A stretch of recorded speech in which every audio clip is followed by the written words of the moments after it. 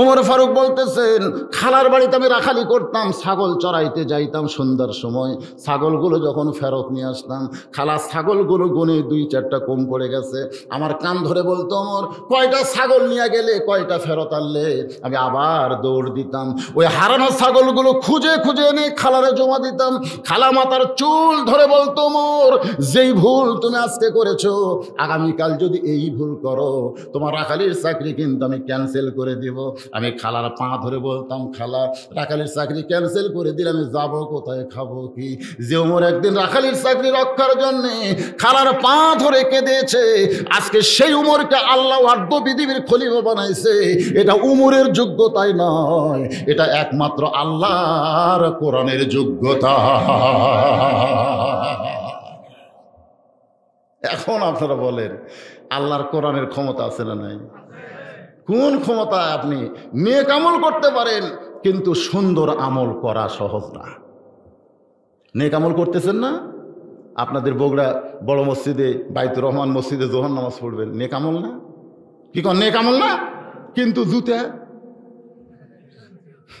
জুতার খবর কি? মসজিদের মধ্যে ঢুকতেছে, আল্লাহর নামাজ পড়বো, তো হাতে জুতা কেন? তখন বলতেছে চোরের ভয়, নেক আমল আর নয়। চোরের ভয় আল্লাহর ভয় একই সঙ্গে যদি রয়, তোমার নেক আমল হবে, কিন্তু সুন্দর আমল হবে। সুন্দর আমল তখনই হবে যখন চুরি করলে চোরের হাত কাটার আইন সমাজে চালু হয়ে যাবে। ওমর ফারুক এই আহসান ও আমালা দেখার জন্যে ছদ্মবেশে মদিনার অলি গলি ঘুরতেছেন। খুব মনোযোগ দেবেন যে সুন্দর আমলটা কি। দেখলেন একজন রাখাল উট আর দুম্বা চড়ায়। ওমর ফারুক সালাম দিয়ে বললেন, রাখাল ভাই, আমি খুবই ক্ষুধার্ত ভাই, আমাকে উটের 1 পেয়ালা দুধ দাও, আমি একটু পান করতে চাই। রাখাল ওমর ফারুকের দিকে তাকায়া বলতেছে, দুধ দিব ঠিকই আছে, কিন্তু পরিচয়টা কি? আপনার তো একটা পরিচয় আছে। ওমর ফারুক চিন্তা করলেন, আমি ছদ্মবেশ ধারণ করছি, এখন যদি পরিচয় দিই তো গুমুর ফাঁস হয়ে যাবে। ওমর ফারুক চিন্তায় পড়ে গেলেন, কি পরিচয় দিব? আমার নাম ওমর, অর্ধ পৃথিবীর খলিফা আমি, আব্দুল্লাহর বাপ আমি, এই পরিচয় দিব না কি দিব? এই চিন্তা যখন করতেছে, এমন সময় আল্লাহর কোরআন সুন্দর ভাষায় বলতেছে, মিল্লাতা আবিকুম ইব্রাহিম ওয়া সাম্মাকুমুল মুসলিমিন। ওমর, তুমি আসল পরিচয় দাও। তোমার জাতির পিতা হযরত ইব্রাহিম, তোমার নাম রেখেছে মুসলমান, হুয়া সাম্মাকুমুল মুসলিমিন, তোমার নাম রেখেছে মুসলমান। তুমি এখন পরিচয় রাখালের কাছে মুসলমান হিসেবে দিয়ে দাও। ওমর ফারুক বলেন, রাখাল ভাই, আমার পরিচয় আমি একজন মুসলমান। রাখাল বলতেছে, আসল না নকল? লিয়াবলুয়াকুম আইয়ুকুম আহসানু আমালা, একটু মনোযোগ দিবেন। রাখাল বলতেছে আসল না নকল? উমর ফারুক বলতেছে, রাখাল মুসলমান তো মুসলমান, এর মধ্যে আসল নকল কি? রাখাল বলতেছে, আসল মুসলমান যারা হবে তারা চাওয়ার ব্যাপারে সতর্ক থাকবে। আসল মুসলমান দরকার হলে ফাঁসির মঞ্চে যাবে, কিন্তু রাষ্ট্রপতির কাছে বাঁচার দরখাস্ত লিখবে না। আসল মুসলমান যারা হবে তারা জাত তার কাছে চাবে না। আজকে আমাদের বাংলাদেশে ভেজাল আছে না নাই? এ কথাক্ষণ আছে না নাই? যাকে পায় তার কাছেই চায়। গাছে খালি লাল কাপড় বান্ধে থোসা, আর যেই বছর কইছিল ব্যারাম বেদি যদি দিকে বাঁচতে চাও, ঝিনাই দহ চলে যাবে। সুন্দর আমল একটু মনোযোগ দিবেন। রাখাল বলে, পথিক, তুমি যদি আসল মুসলমান হও তাহলে তুমি দুধ চাইলা কার কাছে? ওমর ফারুক চোখের পানি বের করে বলে, রাখাল ভাই, চাওয়ার ব্যাপারে আমার ভুল হয়ে গেছে। রাখাল মুস্কি মুস্কি হাসার বলে, ভুলটা যখন স্বীকার করেছো তাহলে তোমার তওবা করার সুযোগ আছে। সুবহানাল্লাহ কর না কেন? ওমর ফারুকের চোখ দিয়ে পানি পড়তেছে। পানি পড়ার কারণ হলো, আল্লাহ তোমার কোরআনের সমাজ যখন দুনিয়াতে চালু থাকে তখন সবচাইতে সুন্দর আমল হলো ওমর ফারুক যদি ভুল করে সেই ভুলটা রাখালো ধরতে পারে। তখন গোটা দুনিয়া হয়ে যায় মসজিদ। যেরকম সুবহানাল্লাহ। আজকে মসজিদের মধ্যে ইমাম সাহেব এশার নামাজ 4 রাকাত পড়ালো, ফরজ কয় রাকাত? যদি 3 রাকাতে বসতো, মনে করেন যদি বসতো, সাধারণ একটা ভ্যানওয়ালাও বলতো আল্লাহু আকবার, যেরকম কথা ঠিক কিনা? ইমাম টাইটেল পাস, দাওরা পাস, যদি মনে করে একদিন 4 রাকাত পড়াছি, আজকে 3 রাকাতই বসেই থাকবো, আমি লোকমা নিলাম না, এই নিয়ত করে যদি বসা থাকে, আপনারা বলেন তো সমস্ত মুসল্লি নেতার পক্ষে না ভ্যানালার পক্ষে? এটাই হলো সুন্দর আমল। ভুল করলে গ্রহণ করো, আর যদি গোড়ামি করো, তোমার মতো ইমামের দরকার নাই। আমরা ইমাম পাল্টাবো কিন্তু মুসল্লি পাল্টাবো না। ধরে কোন কথা ঠিক কি না? কারণ মুসল্লি ঠিক, ইমাম বেঠিক। আজকে মসজিদের মধ্যে নেতা ভুল করলে মুসল্লি লোকমা দেয়, সমাজের মধ্যে চেয়ারম্যান যদি ভুল করে, এমপি যদি ভুল করে, একটা মানুষও লোকমা দেয় না, যার কারণে মসজিদ ভালো আছে কিন্তু সমাজ ভালো নাই। মসজিদ কেমন ভালো যে আজান দিছে, আওয়ামী লীগ, বিএনপি, জাতীয় পার্টি, জামাত, তাবলিগ, পীর মুরিদি যারা নামাজ পড়ে, আজান শোনার সঙ্গে সঙ্গে সবাই মসজিদের দিকে চলে আসতেছে। দেখেন মসজিদ কেমন ভালো। একটা আওয়ামী লীগ কোনোদিন করলো না আমি সরকারি দলে আছি, আমরা সামনে কাতার, হয়েছে? বিএনপি কোনোদিন বলছে আমরা বড় দল বারে ভোটক নাই, জনগণের অন্তর্তাসী বারে আমরা 2 নম্বর কাতার। আর জাতীয় পার্টি বলতেছে কোনো মতে আমরা বিরোধী দল, কোনো মতে। এটা একটা বিরোধী দল। আপনাদের এমপি সাহেব জাতীয় পার্টি, ধরে কোন কি পার্টি, কিন্তু নৌকা লেটাল আছে, নাম দিছে বিরোধী দল, এরই নাম হলো কোনো মতে। ধরে কোন কি মতে? আমরা 3 নম্বর। আর যুদ্ধ অপরাধী জামাত, এরা থাকছে 8 নম্বরে। আপনারা বলেন তো এইরকম কোনো মসজিদ দেখছেন আপনারা? কেন দেখেন নাই? কারণ মসজিদে যিনি নেতৃত্ব দিচ্ছে তিনি নিজের ইচ্ছায় নেতৃত্ব দিচ্ছে না, আল্লাহর হুকুমের নেতৃত্ব দিচ্ছে। ধরে কোন কথা ঠিক কিনা? যার কারণে 14 দল 20 দল ভাঙ্গা এক কাতার হয়ে গেছে। এই মসজিদের সৌন্দর্য যদি সমাজের মধ্যে চালু হতো, এটার নাম হলো আহসানু আমালা। সুন্দর আমল কারে কয়? একটু মনোযোগ দিয়ে শুনবেন। ওমর ফারুক চোখের পানি নিয়ে বলতেছে, রাকাল ভাই আমার ভুল হয়ে গেছে। রাকাল বলতেছে, ভুলটা যখন স্বীকার করছো তাহলে তওবা করো। ওমর ফারুক বলে, আমি তওবা করতেছি। রাকাল বলে, এত সহজ না, তুমি একজন মূর্খ মানুষ, তুমি তওবা কেমনে করবে? বরং আমি তওবা করাই, তুমি আমার সঙ্গে তওবা করো। ওমর ফারুক বলতেছে, আমি মূর্খ, এ কথা তোমাকে কে কইছে? রাকাল বলতেছে যে চাওয়ার ব্যাপারে সতর্ক হয় না, সে হলো সবচাইতে বড় মূর্খ। আপনারা মুফতি আব্দুল হান্নানের নাম শুনছেন? মুফতি আব্দুল হান্নান, হরকাতুল জিহাদ, যাকে কিছুদিন আগে ফাঁসি দিয়েছে, আপনারা জানেন।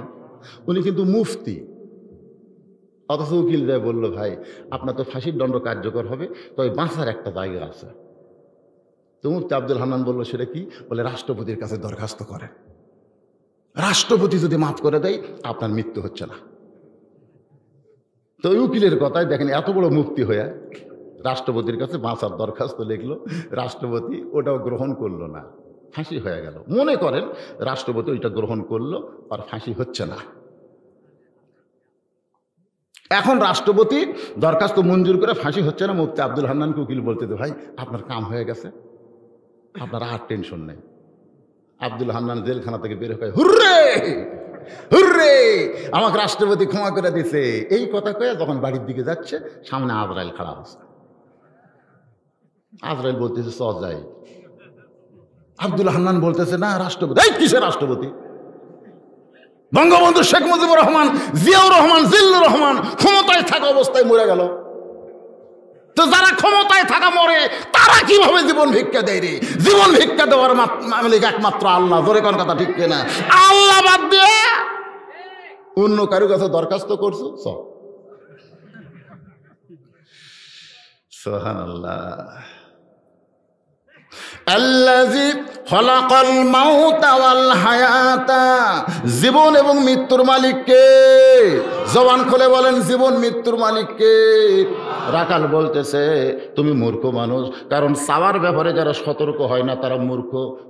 আমি তওবা পড়াই, তুমি আমার সঙ্গে তওবা পড়ো। এবার রাখাল হযরত উমরকে তওবা পড়াচ্ছে, সুবহানাল্লাহ কোন। আপনারা যেন মাগরিব এশার নামাজ পড়েন নাই, ফজর আগে হয়তো মৃত্যু হওয়ার পারে, জোরে কান পারে কি পারে না, এই জন্য আমরা সকলেই একটু তওবা পড়ি। তওবা করতে কোনো আপত্তি আছে? তাহলে জবান খুলে বলেন, আস্তাগফিরুল্লাহ রব্বি মিন কুল্লি জামবি ওয়া তুবু ইলাইহি লা হাওলা ওয়ালা কুওয়াতা ইল্লা বিল্লাহিল আলিয়্যিল আযীম। ওমর ফারুক তওবা করার পরে বলে, ও রাখাল ভাই, আল্লাহর হস্তে উটের এক পেয়ালা দুধ দাও। কার হস্তে? ঠিক আছে, ও রাখাল ভাই, আল্লাহর হস্তে উটের এক পেয়ালা দুধ দাও। রাখাল মুস্কি মুস্কি হাসে। ওমর ফারুক বলে, রাখাল হাসো কেন? রাখাল বলতেছে, তওবা করার পরে তুমি আবার মুনাফিকি করলে। ওমর ফারুকের চেহারা রক্তের মতন লাল হয়ে গেছে, কারণ কাফের শব্দ ভালো, ইহুদি ভালো, খ্রিস্টান ভালো, কিন্তু মুনাফিক শব্দ কিন্তু ভালো না। আল্লাহ কোরআনে বলেছেন, মুনাফিক জাহান্নামের সবচাইতে নিচে থাকবে। জোরে কোন কথা ঠিক কি না? সাহাবীরা বললেন, এ রাসূলুল্লাহ, এই বদমাইশ খারাপ মুনাফিক কোন দলের ভিতর থেকে হবে? আল্লাহ রাসূল বললেন, কাফিরের মধ্যে কোনো মুনাফিক নাই, ইহুদির মধ্যে কোনো মুনাফিক নাই, খ্রিস্টানের মধ্যে, হিন্দু বৌদ্ধর মধ্যে কোনো মুনাফিক নাই। মুনাফিকের আবাদ হবে মুসলমানের ভিতরে। তাহলে বলেন, আমাদের বাংলাদেশে মুনাফিক আছে না নাই? কোরআনের হক কথা শুনলে তাদের কলিজার মধ্যে কামড়ায়। হে, কথা কেন আছে না নাই? তোমার কেন জ্বলে বন্ধু, গান একটা আছে না, তোমার কেন জ্বলে। কোরআনের হক কথা শুনলে তোমার কেন জ্বলে বন্ধু, তোমার কেন জ্বলে। যাদের কলিজায় আগুন ধরবে, মনে করবে তারা মুসলমান নাম নিয়ে মুনাফিক হয়ে গেছে। জোরে কোন কথা ঠিক কিনা? ওমর ফারুক চেহারা রক্তের মতো লাল করে বলে, রাখাল, মুখে যা আসে তা বলতে পারো না, আমার মধ্যে মুনাফিকের কি দেখলে? রাখাল বলতেছে, এত রাগ করছো কেন? তোমার মুখের সাথে মনের মিল নাই, তোমার মুখের সাথে মনের মিল নাই। তুমি মুখ দিয়ে আমাকে বলতেছো, রাখাল ভাই, আল্লাহর হস্তে উটের এক পেয়ালা দুধ দাও। তুমি বলো তো, তোমার মন কি বলতেছে? আমি যদি উটের মালিক হইতাম, তুমি কিন্তু আমাকে রাখাল বলতে না, আর আমাকে যখন রাখাল বলে ডাক দিছো, তোমার মন বলতেছে আমি উটের মালিক না। আর মালিক বাদ দিয়ে রাখালের কাছে কেউ যদি আল্লাহর হস্তে চায়, রাখাল দিবার পারবে? পীর সাহেবেরা কি,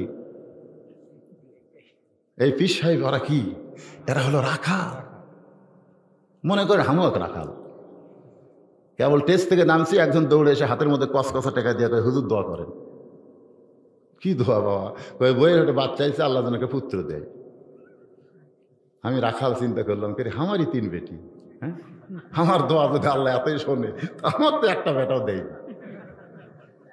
আমার দোয়া দিয়ে যদি আমার বইয়েরটা বেটা না হয়, তো তোর বইয়েরটা হবে? কি মনে হচ্ছে আপনারা? তা বলে, হুজুর, তাহলে ওই হুজুরের কাছে যাব, তার বেটা চলে আছে। আমি কইলাম, পাগল, কোনো হুজুরের কাছে না, পীরের কাছে না, কোনো বাবার কাছে না, কোনো বটতলা গাছতলা না। চাইতে যদি হয় কেবলমাত্র আল্লাহর কাছেই চাইতে হবে। ইয়া পড়েন, ইয়া নাবুদু ওয়া ইয়া নাস্তাঈন, হাসবিয়াল্লাহু নিমাল ওয়াকিল ওয়া নিমাল মাওলা অনিমান নাসির।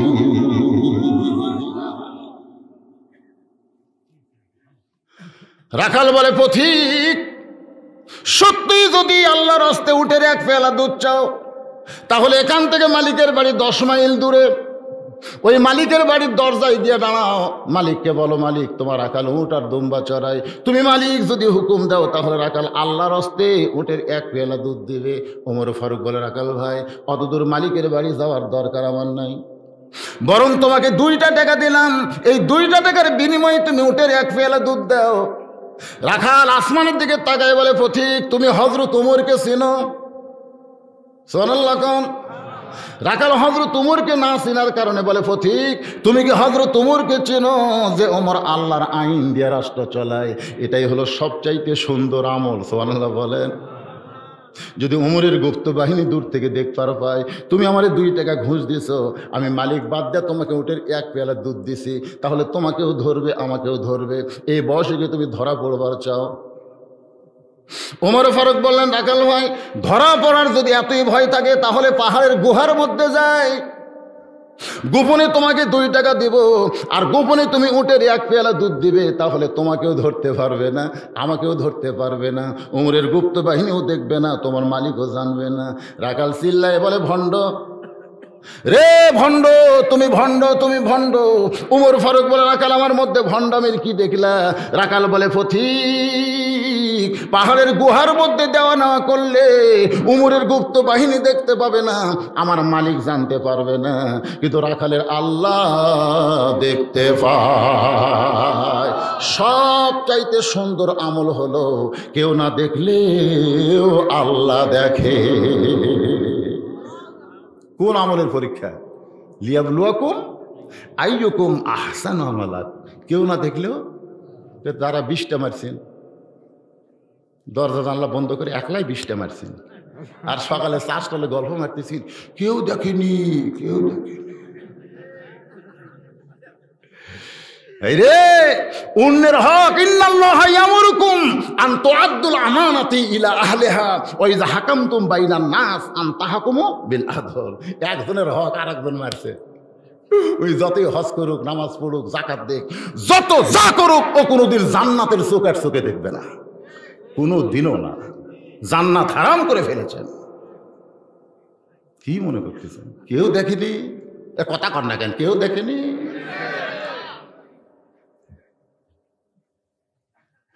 ওমর ফারুক এক দৌড় মারছে, এক দৌড়ে গিয়া পাহাড়ের পাদদেশে জায়নামাজ বিছাইয়া 2 রাকাত সালাতুল হাজত নামাজ পড়ে বলতেছে, মাবুদ, তোমার আমল এত সুন্দর, যখন কোরআনের পরিবেশ দুনিয়াতে থাকে, আল্লাহ তুমি আসমানে নাই, তুমি ঢুকেছো রাখালের কলিজা। কোথায় আল্লাহ? হ্যাঁ, আমরা বলি না কোথায় আল্লাহ? আল্লাহ কোথায়? লা ইলাহা ইল্লাল্লাহ মুহাম্মাদুর কোন জায়গায়? জোরে কোন কোন জায়গায় রাখছেন? কলিজার ভিতরে রাখছেন। তাসদিক বিল জানান। ওমর ফারুক বলতেছে, আল্লাহ কি দেখলাম, এই রাখালটা এত সুন্দর আমল করতেছে, আসমানের আল্লাহকে কলিজার মধ্যে ঢুকায় ফেলছে। রাখাল পিছনে এসে বলতেছে, যতই কান্দ, উটের দুধ তোমাকে দিবার পারলাম না। ওমর ফারুক বলে, রাখাল ভাই, উটের দুধের কোনো দরকার আমার নাই, তুমি না দেখা আল্লাহকে কলিজার মধ্যে জায়গা দিয়া তুমি যে সুন্দর আমল করতেছ, এর বিনিময়ে তোমার চাহিদা কি? তুমি যে না দেখা আল্লাহকে কলিজার মধ্যে জায়গা দিয়ে মুয়াজ্জিন আযান দিলে তোমার গুণ হারাম হয়ে যায়। হ্যাঁ, আসসালাতু খায়রুন মিনান নাওম শোনার সঙ্গে সঙ্গে তুমি কম্বল ল্যাপটে লাথি মারো, ঠান্ডা পানি দিয়ে ওযু করো, তুমি মসজিদের দরজা পর্যন্ত এসে মসজিদ আল্লাহুম্মা আফতাহলি আবওয়াবা রাহমাতিক বলে ঢোকো। এই না দেখা আল্লাহকে বিশ্বাস করে তুমি যে 5 ওয়াক্ত নামাজ পড়তেছো, আর বিনিময়ে তোমার চাহিদা কি? হ্যাঁ, তুমি ইসলামী আন্দোলন করার কারণে বাড়িতে থাকতে পারো না, আলুর বাগুড়ির মধ্যে মাঝে মধ্যে ঘুম পাড়া লাগে। ধরে কোন কথা ঠিক কিনা? না দেখা আল্লাহকে বিশ্বাস করে আল্লাহর আইন দুনিয়াতে কার্যকর করার জন্য তুমি আল্লাহর দল করতেছো, তোমাকে মাঝে মধ্যে পুলিশ খোঁজে, এত কষ্টের কারণে তুমি আসো, তারপরে তোমার চাহিদা কি? কি কারণে এই কামটা করো? কি কোন একটা চাহিদা আছে না নাই? ওমর ফারুক রাখালকে বলতেছে, একটা ভালো চাকরিও নেই, একটা ভালো চাকরিও করো না, ভালো খাবারও পাও না, ভালো বাড়িও তোমার নাই, তারপরেও না দেখে আল্লাহকে কলিজার মধ্যে জায়গা দিয়ে তুমি যে সুন্দর আমল করতেছো, আর বিনিময়ে তোমার চাহিদা কি? রাখাল বলে, প্রতীক, আমার চাহিদা হলো রব্বানা, সকলে পড়েন, রব্বানা আতিনা ফিদ দুনিয়া হাসানাতাও ওয়া ফিল আখিরাতি হাসানা ওয়া কিনা আযাবান্নার। ওমর ফারুক বললেন, রাখাল ভাই, আমি মূর্খ মানুষ, তোমার চাহিদার কথা জানতে চাইলাম, তুমি কোরআনের আয়াত আমাকে শোনাই দিলা, আমি তো বুঝতে পারলাম না। রাখাল মুসকি মুসকি হাসের বলে, তুমি আসলেই মূর্খ। আসলে মূর্খ? আল্লাহ বলেছেন, আল্লাহ রাসূল বলেছেন, আমার পরে কেউ যদি নবী হতো, লাউ কানা উমর, আল্লাহ উমরকে নবী বানাই দিত। সেই হযরত উমর বলতেছে, আমি মূর্খ, তোমার চাহিদা বুঝতে পারলাম না, তুমি একটু ভালো করে বুঝাই দাও। রাখাল বলতেছে, পথিক, আমার চাহিদা হলো দুইটা, একটা হলো দুনিয়া, একটা হলো আখেরাত। দুনিয়ার সৌন্দর্য চাহিদা হলো হযরত উমরকে আমি এক নজর দেখতে চাই। যে উমর আল্লাহর কোরআনের রাষ্ট্র কায়েম করার কারণে আমি না দেখা আল্লাহকে কলিজার মধ্যে জায়গা দিবার পারছি, সেই হযরত উমর মহামানবকে যদি একটা নজর জীবনে দেখতে পাইতাম, তাহলে আমার দুনিয়ার চাহিদা আল্লাহ পুরা করত। আমার 2 নম্বর চাহিদা হলো, আমি রাখাল যখন মরে যাব, মরে যাওয়ার পর এই অধম রাখালকে আল্লাহ যেন জান্নাত দেয়। আপনারা কি দোয়া পড়েন না, আয়াত পড়েন না? কি বোঝেন, কি বোঝেন? রব্বানা পড়েন, রব্বানা আতিনা ফিদ দুনিয়া হাসানাতাও, আহসান আর হাসান, আহসান হাসানাতাও ওয়া ফিল আখিরাতি হাসানা ওয়া কিনা আযাবান্নার। ওমর ফারুক দৌড়ে গিয়া রাখালের হাতটা খপ করে ধরছে, ধরে রাখাল বলতেছে, পাগল নাকি, আমার ঘামা হাতে চুমা দিলে কেন? উমর ফারুক বলে, রাখাল ভাই, তোমার 2 নম্বর চাহিদা আল্লাহ পুরা করছে। মরে যাওয়ার সঙ্গে সঙ্গে তুমি যে জান্নাত পাবা, এ ব্যাপারে কোনো সন্দেহ, আরো ধরে কোন সন্দেহ? কে বলছে? আল্লাহ বলতেছেন, ও উমর বলছে, ইন্নাল্লাযীনা ক্বালু রাব্বুনাল্লাহু সুম্মা ইসতাকামু তাতানাজ্জালু আলাইহিমুল মালায়েকা আল্লা তাখাফু ওয়া লা তাহজানু ওয়া আবশিরু বিল জান্নাতিল্লাতী কুনতুম তুআদুন। দেখছেন, আল্লাহকে যারা রব বলে স্বীকার করে, এর প্রতি যারা কায়েম থাকবে, বিপদ আপদ মুসিবতের মধ্যেও যারা আল্লাহ ছাড়বে না, আল্লাহ বলে যে খালি মর, খালি মর মর, আল্লাহ তাখাফ, কোনো ভয় নাই, ওয়ালা তাহজান, কোনো চিন্তা নেই, মরাও সারা, জান্নাতে ঢোকাও সারা। ধরে কোন সুবহানাল্লাহ। দুনিয়া আর জান্নাত, ফাদখুলি ফি ইবাদি ওয়াদখুলি কবর, ওয়াদখুলি কবর, জান্নাত।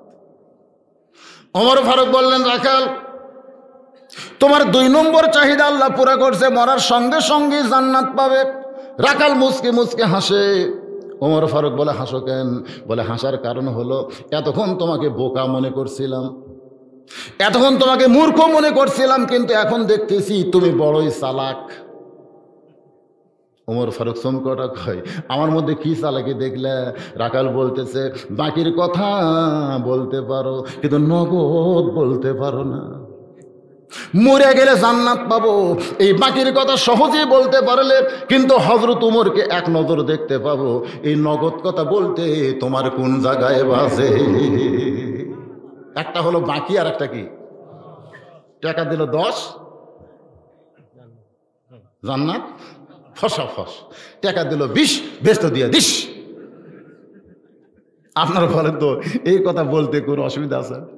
কারণ বাকি তো বেশ তো ফসা ফস দিয়ে দিছে। কিন্তু যদি বলতো টাকা দাও 10, ধরলে 100, মানে এইদিক 10, এদিকে 100, পিটাপিটি শুরু হবে। তোর কথা ঠিক কিনা? 10 গুণ আল্লাহ বেড়াই দিবে, 10 গুণ, 10 দিছে 100 পাবে।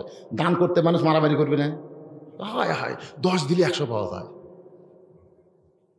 কিন্তু যদি আমরা বলি টাকা 10 টাকা, সবাই বলবে বাকি।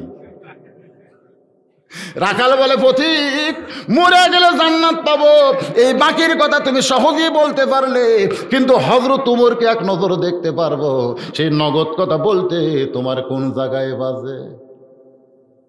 ওমর ফারুক চোখ বন্ধ করে চিন্তা করলেন, আমি যে ওমর, যে আমাকে তওবা পড়াছে, যে আমাকে মুনাফিক কইছে, আমারে ভণ্ড কইছে, এখন যদি বলে আমি ওমর, বলাও সারা, হার্ট ফেল করে, স্ট্রোক করে মরাও সারা। জোরে কোন কথা ঠিক কিনা? কারণ কি করছে? তওবা করছে, তওবা পড়াইছে, আমারে মুনাফিক কইছে, ভণ্ড কইছে, এখন যদি বলে আমি ওমর। ওমর ফারুক চোখ বন্ধ করে যখন চিন্তা করে, এমন সময় আল্লাহর কোরআন সুবহানাল্লাহ বলেন, সব সমস্যার সমাধান। আপনাদের কি মনে হয়? ওই যে মুরগি কবির গতকাল আব্বাসী হুজুরের সাথে টকশো হচ্ছে, আপনার যারা ফেসবুক ইউটিউবে দেখছেন, আব্বাসী হুজুর টকশো। মুরগু কবির বলেছে ওই 1500 বছর আগেকার কোরআন,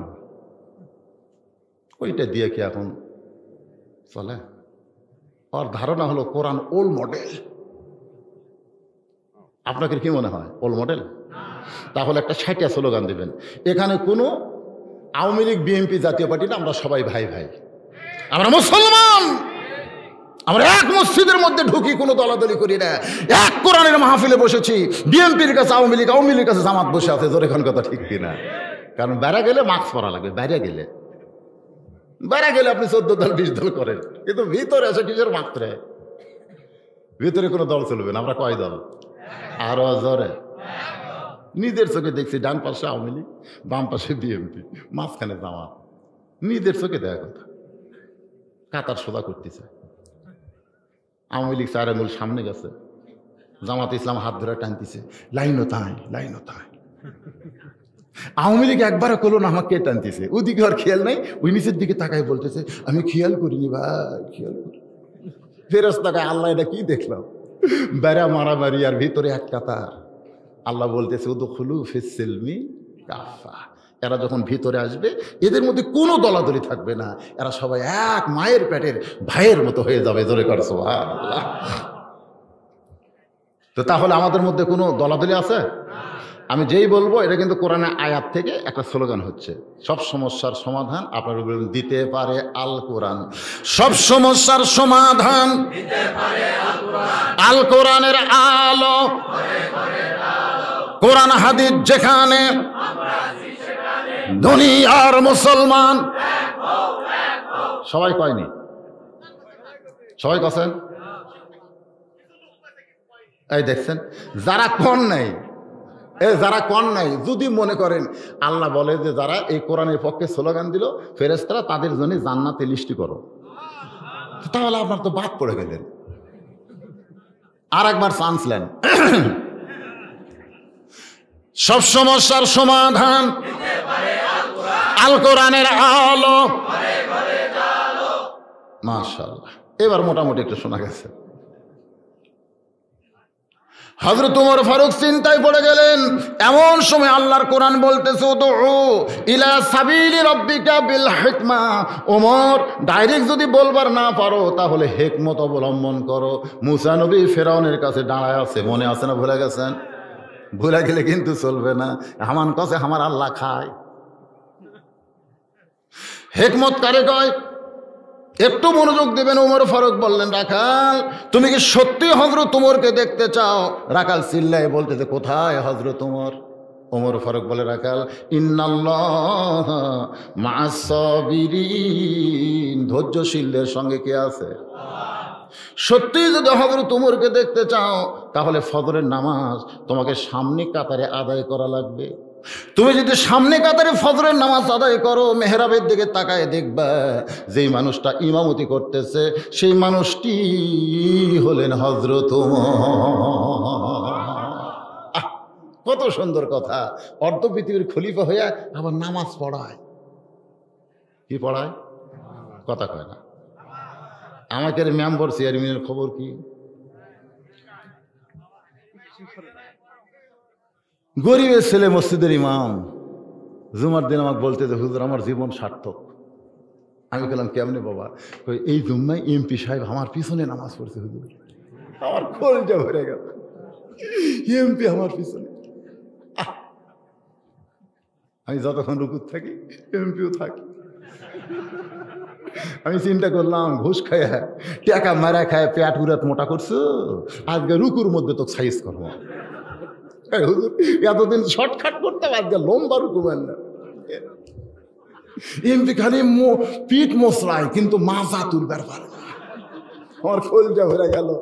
ওইখানে মনে মনে কইলাম আসল জায়গা দেখ নেতাকে, কারণ দুনিয়ার সব হলো ভেজাল, মসজিদ হলো আসল। জোরে কোন কথা ঠিক কিনা? আসল জায়গা ঢুকে দেখ নেতাকে। ভেজাল জায়গার এমপিগিরি করিস আর মশান মারিস, আয় ভিতরে আয়। হযরত ওমর ফারুককে যদি দেখতে চাও তাহলে সামনে কাতারে দাঁড়ায়। মেহরাবের মধ্যে তাকায় দেখতে পাই বা যেই মানুষটা ইমামতি করতেছে সেই মানুষটি হলেন হযরত ওমর। রাখাল চোখের পানি বের করছে, এতক্ষণ রাখাল খালি হাসছে। এইবার রাখাল চোখের পানি বের করে বলে, পথিক, আমি একজন সাধারণ রাখাল, আমি মসজিদের বারান্দায় নামাজ পড়ি, আমি মসজিদের ভিতরে ঢোকার সাহস পাই না, কারণ মসজিদের ভিতরে নবীর দামি দামি সাহাবী, ওই দামি দামি সাহাবীর মধ্যে আমি অধম রাখাল কেমনে যাই। সঙ্গে সঙ্গে ওমর ফারুক বললেন, রাখাল, মসজিদের ভিতরে দামি দামি আর তুমি কম দামি, এই কথা তোমারে কে বুঝাইল? বরং আল্লাহর আইন হলো ইন্না আকরামাকুম ইনদাল্লাহি আতকাকুম। ওই ব্যক্তি সবচাইতে দামি হয় যার কলিজার মধ্যে আল্লাহর বেশি ভয়। সুবহানাল্লাহ কবেন না? বক্তা ওয়াজ করে কিন্তু ফজরের নামাজের জামাত করে না, আর যারা ওয়াজ শুনে এরা জামাতে নামাজ পড়ে। কি মনে করতেছেন বক্তা দামি? এই জিব্বা জাহান্নামের কি এই বসি বসি, না তার টুপি থাকবি, মুখ দাড়ি থাকবি, আমার জিব্বাতে বসে লাগাছে আল্লাহ। জাহান্নামের ফেরেশতারা আমার টানে টেনে জাহান্নামে দিয়ে যাচ্ছে, আর আপনারা বলতেছেন হুজুর হুজুর আপনার ওয়াজ শুনে আমল করে আমরা জান্নাতি, আর আপনার টানে লে যাচ্ছে জাহান্নামে, খবর কি? তখন আল্লাহ বলতেছে, লিমা তাকুলু মালা তাফাইলুন। এই বক্তা ওয়াজ করছে কিন্তু। তখন আপনারাই বলবেন, আল্লাহ, যার ওয়াজ শুনে আমরা জান্নাতি হলাম তাকে জান্নাত দেওয়া আল্লাহ। তখন আল্লাহ বলবে, ওয়ালা তাস্তাহি আনফুসুকুম, এই দেখ এরকে জন্যে তোকে আবার জান্নাত দিলাম। কি মনে করতেছে নিচে বসে আছেন দেখে আপনাকে দাম কম? আল্লাহ কোরআনে বলেছে, ইন্না আকরামাকুম ইনদাল্লাহি আতকাকুম। ওই ব্যক্তি সবচাইতে দামি হয় যার কলিজার মধ্যে আল্লাহর বেশি ভয়। রাখাল তুমি কম দামি আর মসজিদের ভিতরে দামি, এই কথা তোমারে কে বলেছে? বরং সামনে কাতারে নামাজ ধরো যদি ওমরকে দেখতে চাও। রাখাল বলতেছে, ভাইজান তাহলে আজকে এশার নামাজ পড়ে আমি আর বাড়িতে যাব না, আমি এশার নামাজ পড়ে আর বাড়িতে যাব না। ওমর ফারুক বললেন, কেন যাবা না? বলে, ফজরের জামাত সামনে ধরতে গেলে এশা থেকেই আমি ফজরের চেষ্টা করব। ওমর ফারুক বলে, রাখাল 2 ওয়াক্ত নামাজ লম্বা আর 3 ওয়াক্ত তাড়াতাড়ি তুমি কি বলতে পারো? আসর মাগরিব এশা তাড়াতাড়ি, কিন্তু এশা থেকে ফজর, ফজর থেকে জোহর, এই 2 ওয়াক্ত নামাজ লম্বা কেন তুমি কি বলতে পারো? রাখাল বলতেছে, আমি কেমনি বলবো? ওমর ফারুক বলতেছে, রাখাল শোনো, ফজর থেকে জোহর লম্বা সময় হওয়ার কারণ হলো ফজর থেকে জোহরের মাঝখানে মানুষ কাজ কাম করে, শরীরের মধ্যে যে ক্ষয় তৈরি করবে, এশা থেকে ফজর লম্বা হওয়ার কারণ ওই ঘুম পাড়ার কারণে আল্লাহ সেই ক্ষয়টা পুরা করে দিবে। তুমি এশা থেকে ফজর ধরবে, যদি ঘুম ধরে তো রাখাল বলতে, ঘুম যদি ধরি মসজিদের মধ্যে পারবো। কার কাছে কথা? আপনারা কোন তো কার কাছে? যার নাম শুনলে তারকে স্বপ্ন দোষ হয়, মাঝে মধ্যে ব্যাটারি ফিউজ করে, বিয়ে শাদী করেনি কিন্তু কাম সারায়। এরকম আছে না নাই? এই যে শাহাদাত আঙ্গুলি দেখেন, দেখেন এই যুবকেরা দেখো, এই আঙ্গুলটা এরকম, এর নিচের দিক থেকে আইন মিম র, উমর বুকের ওপর একটা আঁচড় দিবে, এই আঙ্গুলটা আঁচড় দিয়ে আর সামিউল মুমি তো 7 বার করে ঘুমিয়ে দেবা, স্বপ্ন দোষের বাপও তোমার কাছে আসবে না। এখনো সুবহানাল্লাহ করুন। এটা কি ফেরেশতা এলাকা নাকি? এটা কি ফেরেশতা এলাকা? হ্যাঁ,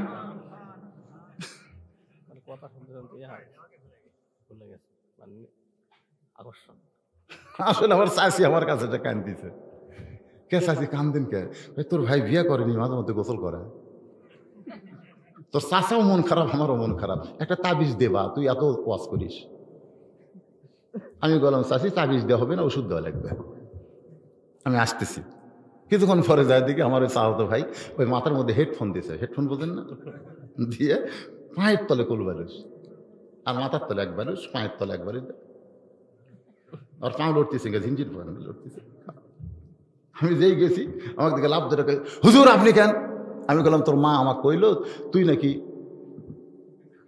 কেরে গোসল যদি করিস তাহলে বাইরে হয়ে যাবো, বাপ মা মনে করবি কোনো জায়গায় ছেলে যাবে গোসল করে গেল, তো গোসল করে আবার শুয়ে থাকিস কেন? তোর বাপ মা আমার কাছে রিপোর্ট দিছে তোকে তাবিজ দেওয়া লাগবে। ওই এখন আমার দিকে তাকায় রাগ করে, কি ওয়াজ করেন, কি ওয়াজ করেন, ওয়াজ ভালো করে করেন, তাবিজ লাগবি না। আমি কইলাম পাগল, কি ওয়াজ করি? ভালো করে করেন। ভাইজান জোড়হাত করে বলতেছি, জোড়হাত করে বলতেছি, আমার দরজা জানলা বন্ধ থাকে। আমি রাত্রে কোনোদিন দরজা জানলা খুলে ঘুম পারি না, কিন্তু দিনের বেলা যে কয়টা ব্যাপারটা দেখি তারই মধ্যে কেউ না কেউ স্বপ্নে আমার ল্যাপের মধ্যে ঢোকে। এটা আমার দোষ কি? আপনি ওয়াজ করেন, মেয়েরা যদি পর্দার মধ্যে থাকে, আমাদের যুবকের কোনো স্বপ্ন তো হবে না, ওয়াজ করেন। আমি কইলাম জীবনে বহু ওয়াজ করছি রে, কিন্তু এইরকম ওয়াজ যে শোনা লাগবে তা তো আমি জানি না। এই সমস্ত যুবকদের বলতেছি, বাবা ওমর ফারুকের নামটা শাহাদত আঙ্গুলি দিয়ে বুকের উপর আঁচড়ে লিখবে, আর সামিউল মৌমিত 7 বার পড়বা। এই ব্যাধি থেকে আল্লাহ তোমাকে হেফাজত করবো, জোরে কান আমিন। যে উমরের নাম শুনলে শয়তান পালায়, রাস্তাতে গেলে 40 দিন আসে না, সেই হযরত উমর। একটু মনোযোগ দিয়ে শুনবেন। যেই শুনছে মসজিদের মধ্যে ঘুমাবো, কোন জায়গায় ভুলে গেছেন আপনারা? মসজিদের মধ্যে। ওমর ফারুক চেহারা রক্তের মতন করে বললেন, মসজিদের মধ্যে ঘুমানোর দলিল কি?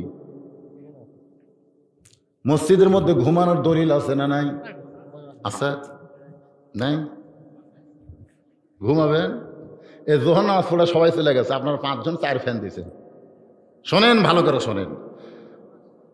এই 5 জন 4 ফ্যান দিয়ে গল্প করতেছেন, ধানের যে ফলন হলো, বারে দাম আছে কিন্তু ফলন নাই, আলু লাগাচ্ছি কি যে হয়, এই গল্প করতে গিয়ে মাথার উপর ফ্যান ঘুরতেছে। ফেরেশতাকে আল্লাহ সবাই চলে গেল, ফাইজা কুদিয়াতি সালা ফান্তাশিরু ফিলার। কিন্তু এই 4টা গল্প করে, এরা তো মসজিদটা বাড়ায় না।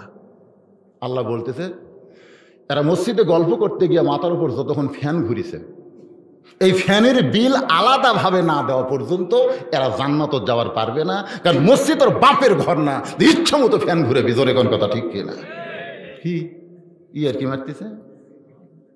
আগে কাঁচা পেঁচ খায় মসজিদে ঢুকলে দাদারা খুনের ভূতে মারছে, এই তোর মুখ গন্ধায়, তোর মুখ গন্ধায় রে, পেঁচ খাইছিস, রসুন খাইছিস, এগুলো ফেরেশতা সহ্য করতে পারে না। আগে আমাকে দাদারা পেঁচের গন্ধ থাকলে বের করে দিছে, এখন মসজিদের মধ্যেই পেঁচ করতেছে, মসজিদের মধ্যেই পেঁচ কাটা মুড়ি মাখবি, খালি কাটিছে, ওর গন্ধ বার করবার যা চিপা লাগে তা চিপতেছে। কি মসজিদ ওর বাপের রান্নাঘর? কথা কন না কেন, মসজিদ বাপের রান্নাঘর? আল্লাহর বান্দারা ওমর ফারুকের চেহারা রক্তের মতো লাল হয়ে বলতেছে, রাখাল বরং আজানের গুরুত্ব দিও। 5 ওয়াক্ত নামাজের মধ্যে ফজরের আজানের গুরুত্ব কম না বেশি? এই আজানের মধ্যে বাড়তি 2টা কথা আছে। কি কথা? আসসালাতু খায়রুম মিনান নাওম। 3.5 হাত ছিল, যে আজান শুরু হচ্ছে 2.5 হাত। আজান শুরু হয় কয় হাত? আজান শুনবে না তো, ওই শামসুর রহমানের দল করে ফজরের আজান বেশ্যার কান্নার মতো। শামসুর রহমানের দল করে, যারা আজান শুনে ল্যাপের মধ্যে মাথা ঢুকাই, ওরা ওই দল। মাথার উপর দিছে, এখন পাও বার হবি, কি করবি? পাও টানা বুকের কাছে থসে। আপনি বেড়া থেকে মনে করবেন চাউলের বস্তা ঢাকছে, চাউলের বস্তা, আগাও নাই পাছাও নাই, কিরে গেল কোথায়? টান দিয়ে দেখেন লেপের ভিতর ওর সাইজ আর সাইড থেকে কুত্তের সাইজ, একই সাইজ। আজকে যারা এখানে বসে আছেন, সবচাইতে সুন্দর আমল হলো আসসালাতু খায়রুম মিনান নাওম শোনার পরে ল্যাপের মধ্যে থাকবেন না, বার হবে। কারা কারা বার হবেন আল্লাহকে একটু হাত দেখেন। কে কে হাত তোলেন দেখেন তো, হাতটা লুলে হয়ে যায়, হাত তোলে না। এই তোলেন ভাই, তোলেন, এটা তোলেন, সবাই তোলেন। লিল্লাহি তাকবীর, হাত নামান। আল্লাহ এই হাতওয়ালা মানুষদেরকে ফজরের নামাজের জন্য কবুল করে নাও, জোরে কান আমিন। আল্লাহ পারে কি পারে না? ভাইজান একটু খেয়াল করবেন। ওমর ফারুক বলেন আজানের গুরুত্ব দাও, আজানের গুরুত্ব দাও। রাসূল বলেছেন আজান দেওয়ার 3 মিনিটের মধ্যে যারা মসজিদে চলে আসবে উট কুরবানির সওয়াব আল্লাহ তার আমলনামায় দিবে। 5 মিনিটের মধ্যে যারা আসবে গরু কুরবানির সওয়াব পাবে। 10 মিনিটের মধ্যে যারা মসজিদে ঢুকবে ছাগল কুরবানি সওয়াব পাবে। মুয়াজ্জিন যখন আকামত দিবে এমন সময় যারা মসজিদের মধ্যে ঢুকবে তারা সওয়াব থেকে বঞ্চিত হবে না। একটা মুরগি ডিম দান করার সওয়াব আল্লাহ তার আমলে দিয়া দিবে। ইল্লা মাগরিব, শুধু মাগরিব নামাজ ছাড়া প্রত্যেক নামাজে এই সওয়াবটা আল্লাহ দিয়া দিবে। কারণ মাগরিবের নামাজ ওই 3 মিনিট 4 মিনিট 5 মিনিট দেরি করলে আপনি আর জাহান্নাত পাবেন। আপনারা বলেন তো 4 ওয়াক্ত নামাজের সময় আছে কিন্তু মাগরিবের সময় কেন নাই? অল্প সময়ই নামাজ পড়া লাগে, কারণ কি কন্ত দেখি? না পারলে আমি কয়ে দেবো কারণ কি জানেন? এই কারণ জানেন? না জানলে বলবেন জানি না। তো জানি না কইতে কি হয়? জানার জন্যই তো আইছেন, জোরে কোন কথা ঠিক কিনা? যেটা আপনারা জানবেন না সেটা জানবেন কোরআন হাদিসের আলোকে। আল্লাহর বান্দারা রাখাল এতদিন নামাজ পড়তো বারান্দায়, জোরে কোন কোথায়? কিন্তু আজকে পড়বে কোন জায়গায়? যেই মাত্র আজান দিয়েছে এতদিন রাখাল সিনা টান করে লাভিতে তেল দেওয়ার মতন ধীরে ধীরে হাসতো, মনে হয় পাওত মিন্দি দিছে। কিন্তু আজকে সামনে কাতার ধরার জন্যে রাখাল মার্চ পুলিশ এবং আর্মির মতন হাঁটতেছে, কারণ সামনে কাতার ধরা লাগবে ওমরকে এক নজর দেখার জন্যে। বারান্দায় এসে রাখাল কান্দের বলে, রে বারান্দা, এতদিন বাইরে নামাজ পড়েছি, আজকে ভিতরে ঢুকতে চাই। হাদিস আছে বিস্তারিত, হুজুরি কলব ব্যতীত কঠিন কালেও নামাজ তোর হবে না। তবে কেন গাও জোয়ারি, মানুষকে দেখাও নামাজ পড়ি, ও তোমার সিদ্ধ বীজে সুফসল ফলে না। শুধু মসজিদের মধ্যে ঢুকলে হবে না, নামাজের ভিতরে ঢুকতে হবে। আমরা মসজিদের মধ্যে ঢুকি, বেড়া এসে গল্প করি, যতগুলো মসজিদে নামাজ পড়লাম কিন্তু আজকের মসজিদটা খুবই সুন্দর, সেই রকম গল্প করতেছে। আল্লাহ ওই মসজিদ দেখলো, আল্লাহ কয় আর দেখাই এই পর্যন্ত, ওই ঢোকেনি তো, ওই যার মধ্যে ঢুকছে সেটাই দেখছে, ওই তো নামাজের মধ্যে ঢোকে নাই। নামাজের মধ্যে ঢোকার মসজিদের মধ্যে ঢোকা আকাশ পাতাল তফাৎ, জোরে কোন কথা ঠিক কিনা? আসসালাতু মিরাজুল মুমিনিন, নামাজ হচ্ছে মুমিনদের মেরাজ। রাখাল বলতেছে এতদিন বারান্দায় নামাজ পড়েছি, আজকে সামনে কাতারে নামাজ পড়বো। এই বলে মসজিদের মধ্যে ঢুকতেছে ডান পায়ে, জোরে কোন পায়ে? কোনোদিন কেউ যদি বাম পায়ে হঠাৎ ঢোকেন, মনে করেন আপনি ঢুকতে ভুল করছেন, বাম পায়ে ঢুকছেন, আপনি আবার ব্যাক গিয়ার দিবেন, ব্যাক গিয়ার বোঝেন? এই শোনেন, বাম পায়ে ঢুকে যান, আপনি সিনা টান করে জানি না, যদি মনে হয় যে আমি বাম পায়ে ঢুকছি তাহলে ব্যাক গিয়ার দেওয়া হবে। পীর সাহেবের কাছে যায় কতগুলো মুরিদ, ওই পীরের দিকে পাছা দেয় না, বার হসমি পিছন দিকে আসে। তো পীরের কাছে না, আল্লাহর ঘর মসজিদে, সুবহানাল্লাহ। কারণ কার কাছে গেছেন? আল্লাহর কাছে গেছেন। তো ভুল করছেন, ব্যাক গিয়ার, পিছনে আসেন, আবার ডান পা দিয়ে জবান বন্ধ রাখা চলবে না, জবান খুলে একটা দোয়া পড়া লাগবে। আল্লাহুম্মা আফতাহ লি পড়েন, আল্লাহুম্মা আফতাহ লি আবওয়াবা রাহমাতিক। এই দোয়াটা যারা পড়তেছেন আরবিতে, আপনারা কি বাংলা অর্থ জানেন? এটাও জানেন না? কি বিপদ, এরকম আঙ্গুল তোলে।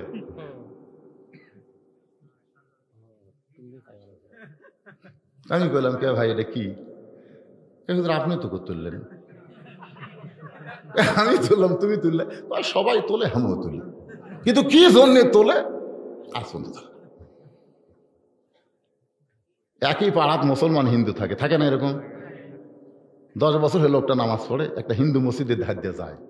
একদিন ধরে বলতে ভাই, প্রত্যেক দিন তোমাকে মসজিদের ধার দিয়ে যাওয়ার সময় একটা শব্দ শুনতে পাই, সামি আল্লাহু লিমান হামিদা। তোমাকে ইমাম কয়, এ হামিদা কার বউ, হামিদা কার মা তুমি জানো? তো বলতেছে ভাই আমি 10 বছর হলে নামাজ পড়তেছি, আমিও তো বুঝি না, মনে হয় হুজুরের কেউ হবি, শালা জানি না হামিদা মানে কি। কি কোন এরকম নামাজে আসে না নাই? কতক্ষণ আসে না নাই?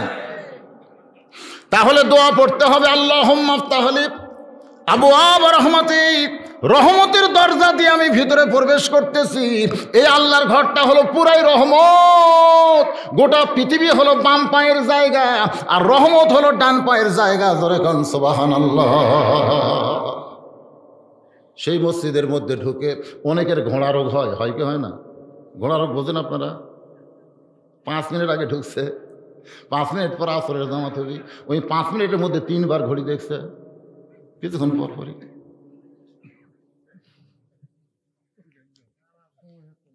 কত বাজে থেকে হচ্ছে এখনো 3 মিনিট। আজ ঘড়ি লড়তেছে না ভাই, আজ ঘড়ি লড়তেছে না। 5 মিনিটের মধ্যে 3 বার ঘড়ি দেখছে, আজ ঘড়ি লড়তেছে না। উই আবার তালুস যা চা খাচ্ছে, তালুস 1-1 ঘন্টা গল্প মারতেছে। চালা খালি চালা মুখ খুলে কি দিন আছে, মনে হচ্ছে ঘাট ধরে তুলে দিবি, কিন্তু পারতেছে না। 1 ঘন্টা গল্প করে, একবার ঘড়ি দেখে না। এরকম আছে না নাই? জোরে তোর আছে না নাই?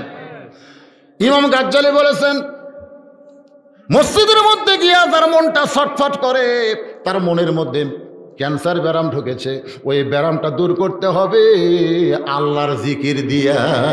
ধরে কান সুবহানাল্লাহ। আল্লাহ বলেছেন, কদ আফলাহা মান তাযাক্কা ওয়া যাকারা ইসমা রাব্বিহি ফাসাল্লা। ধরে কান সুবহানাল্লাহ।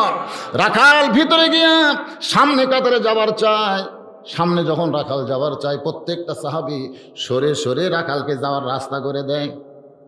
রাখাল চোখের পানি বের করে বলে, আল্লাহ, বাইরে থেকে কি মনে করছিলাম ভিতরে দামি দামি সাহাবী, কিন্তু ভিতরে ঢুকে দেখতেছি আমিও যা এরাও তাই। এটা বাইরে থাকা বোঝা যাবে না, এটা ভিতরে ঢুকে বোঝা যায়। জোরে কোন ঠিক কি না?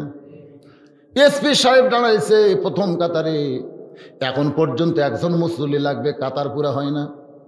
এসপি চারদিকে তাকায় দেখে কোনো মানুষ নাই, কিন্তু একটা লোক না হলে তো কাতার পুরা হয় না। হঠাৎ নজর গেছে দরজার দিকে, চৌকিদার খাড়া হয়ে আস। এসপি রাখতে চায়, চৌকিদার বলে, না স্যার আপনি এসপি, আমি চৌকিদার।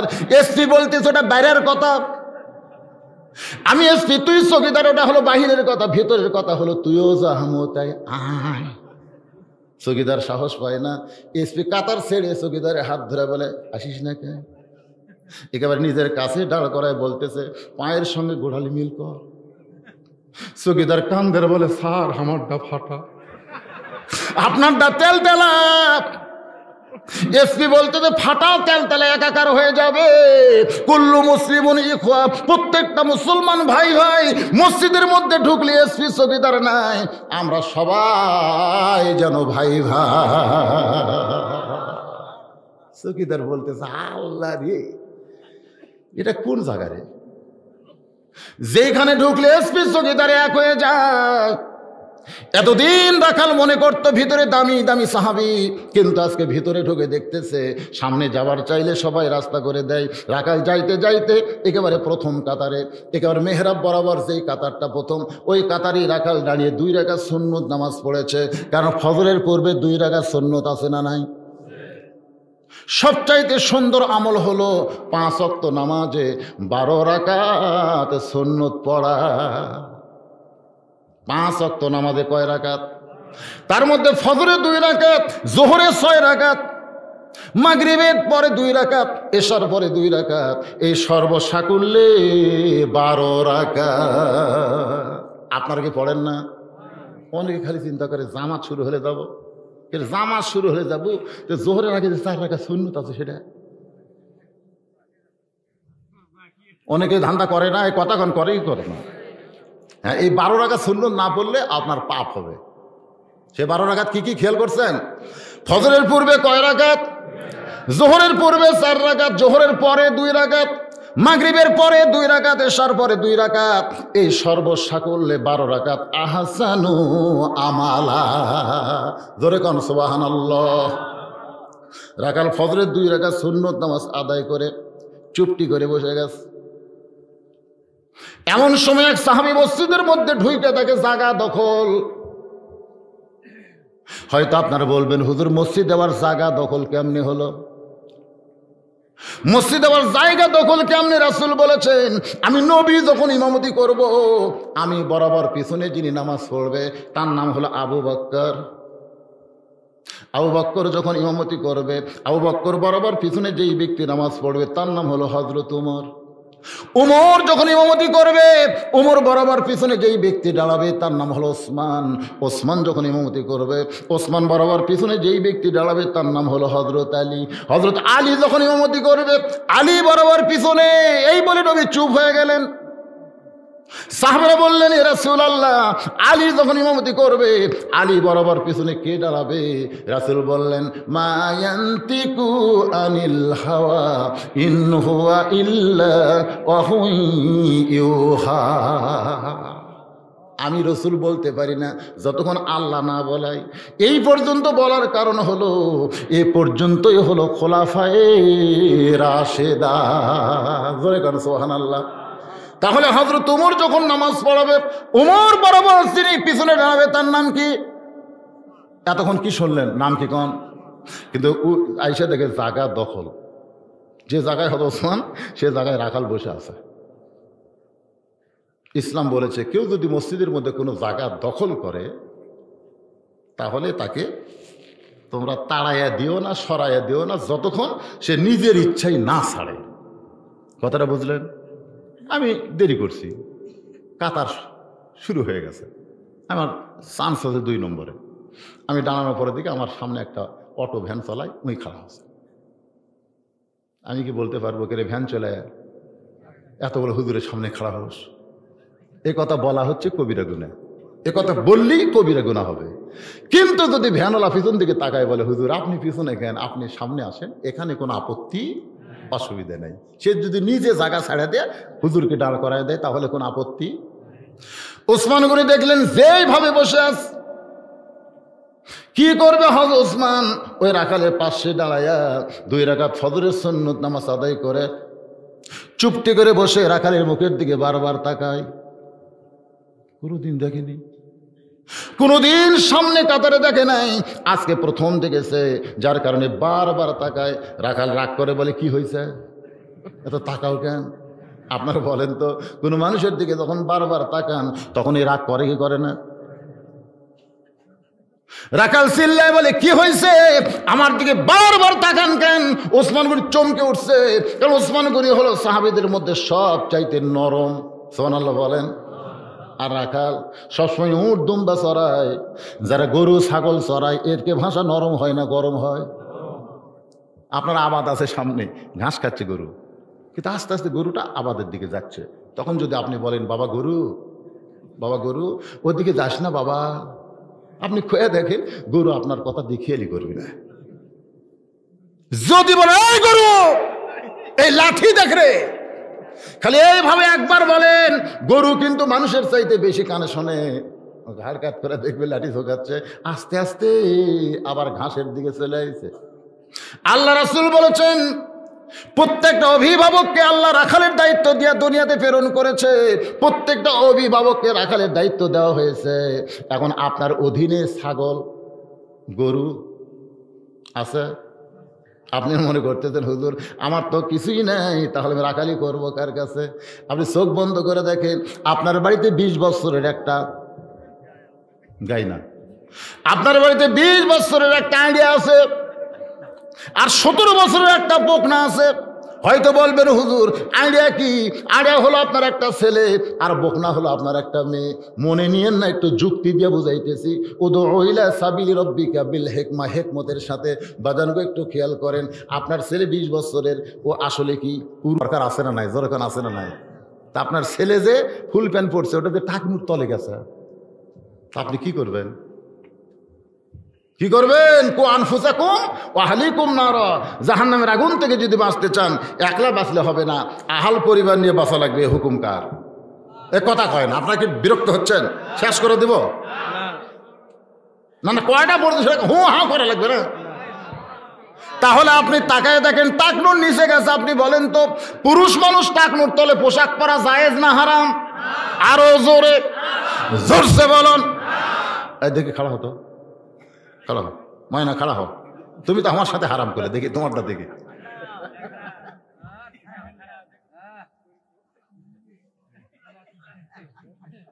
তাহলে তোমারটা টাকনুর তলে গেছে বাবা। হ্যাঁ,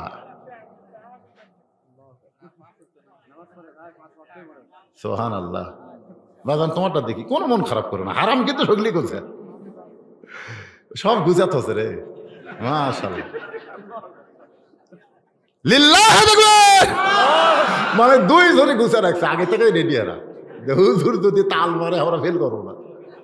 লিয়াবলুয়াকুম আইয়ুকুম, পরীক্ষা করা হবে। সুন্দর আমল, এটাই সুন্দর আমল বাজান। টাকনু ঢাকবা না, পুরুষ মানুষ টাকনুর তলে পোশাক পরবে না, টাকনুর তলে পোশাক পরবে নারী। টাকনুর তলে পোশাক পরবে কে? আরো জোরে কন। আর পুরুষেরা টাকনু বের করে রাখবে, আর ঢিলা ঢালা পোশাক পরা লাগবে, যেটা পরে বসে পেশাব করা যায়। অনেক ছেলেরা খাড়া হয়ে পেশাব করে না? আপনারা বলেন তো, খাড়া হয়ে পেশাব নিংড়ে না? পেশাব তখন মানে একটু থামে গেছে, ওই মনে করতে আমার হয়ে গেছে, চেন তুলে দিছে, চেন যেই তুলে দিছে টপ টপ করে পড়তেছে, তো পড়ে এখন ওই জায়গাটা গেছে ভিজে।